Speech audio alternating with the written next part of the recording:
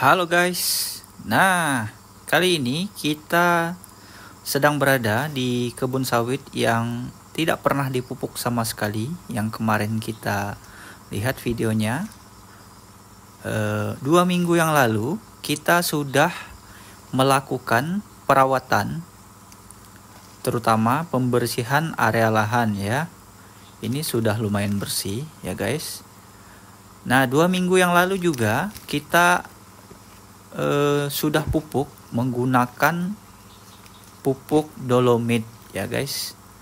Nah, jadi pupuk dolomit itu berfungsi untuk menetralkan pH tanah ya guys, agar penyerapan unsur hara bisa terserap secara maksimal. Nah, setelah kita beri pupuk dolomit 2 minggu yang lalu, nah hari ini kita akan memberi pupuk dengan dosis 1 kilo per batang menggunakan pupuk rock fosfat ya guys. Jadi dalam masa pemulihan ini kita akan beri pupuk tunggal. Nah, apa itu pupuk tunggal? Pupuk tunggal itu adalah senyawa yang terdiri dari pupuk tunggal, yaitu unsur N, unsur P, dan unsur K. Nah, apa itu unsur N, P, dan K? N itu adalah nitrogen ya guys. Jadi unsur nitrogen terkandung pada urea, pupuk urea ya. Pupuk urea itu adalah unsur N. Nah, unsur P adalah fosfat yang biasanya disebut fosfat. P itu fosfat. Itu terkandung dalam pupuk RP ya, merek dagangnya RP biasanya.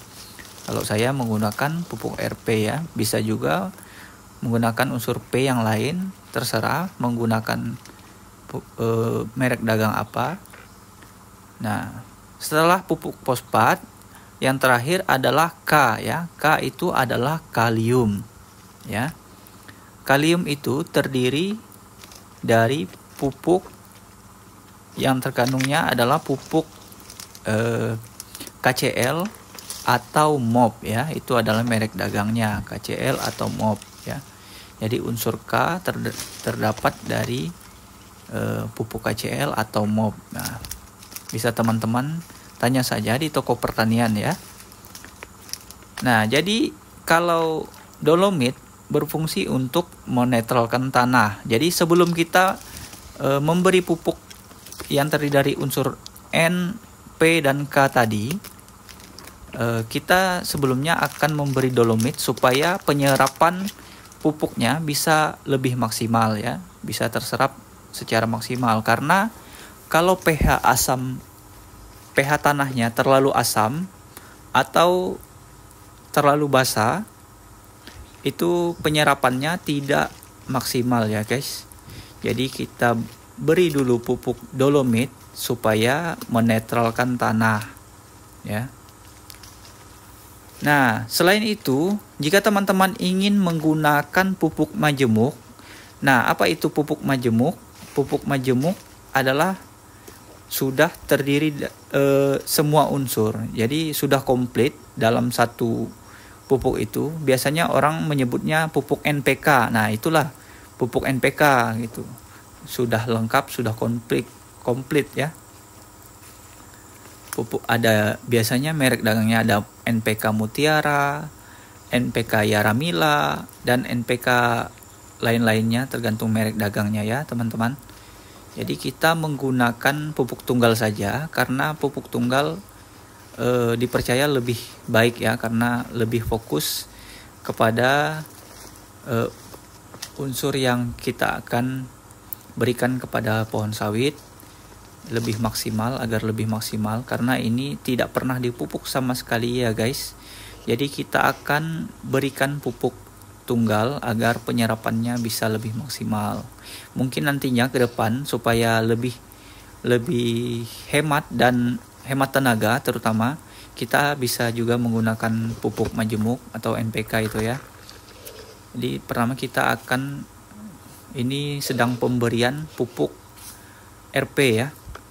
Jadi setelah pupuk RP nanti sebulan kemudian kita akan beri pupuk urea, dan sebulan kemudiannya lagi terakhir kita berikan pupuk KCL atau MOP ya, biasa orang sebut KCL atau MOP, itu merek dagangnya ya teman-teman. Karena kita tidak boleh menumpuk dalam satu kali pemupukan, kita tidak boleh menggabungkan semua pupuk ya, karena takut terjadi penguapan dan hasilnya tidak baik untuk sawit, jadi tidak terserap. Jadi percuma kita memupuk kalau tidak terserap ya, takutnya menguap sehingga menjadi amoniak ya, biasanya seperti itu penjelasan dari para suhu.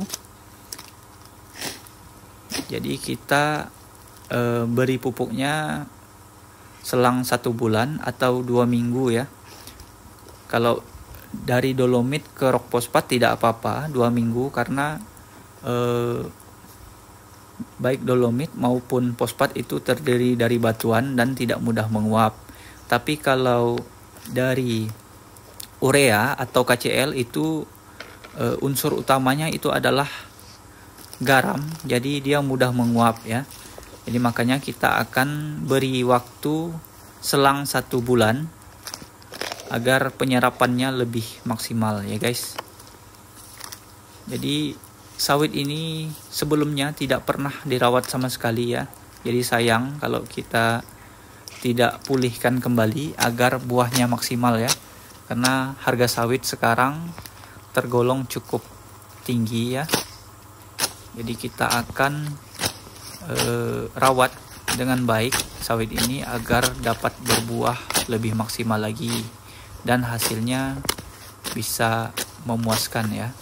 Semoga konten ini dapat bermanfaat bagi teman-teman yang lainnya. Apabila memiliki kebun sawit, sebaiknya dirawat benar-benar dari masa tanam sebelum menghasilkan ya, maupun sudah menghasilkan, harus kita rawat, kita pupuk agar buahnya itu maksimal. Karena kalau tidak dirawat itu hasilnya kurang bagus atau tidak maksimal ya guys. Jadi kalau kita sudah memulai, sebaiknya kita harus rawat dengan benar-benar, jangan sampai menyesal di kemudian hari ya. Nah ini juga sebenarnya jaraknya terlalu rapat ya guys. Ini mungkin dengan jarak hanya 8 meter. Jadi idealnya itu jaraknya 9 meter ya guys. Nah tapi tidak apa-apa, ini sudah terlanjur ya, kita rawat dengan sebaik-baiknya agar buahnya nanti maksimal ya. Ini juga nanti kita akan bersihkan sebagian dari rumput dan bambu yang ada di sekitar sawit agar tidak menjadi gulma atau pengganggu tanaman sawit ini ya. Nanti kita akan tebang.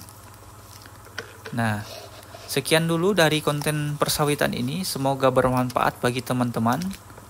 Bagi yang suka silahkan like dan share ya. Terima kasih sudah menonton. Sampai jumpa di video selanjutnya. Terima kasih.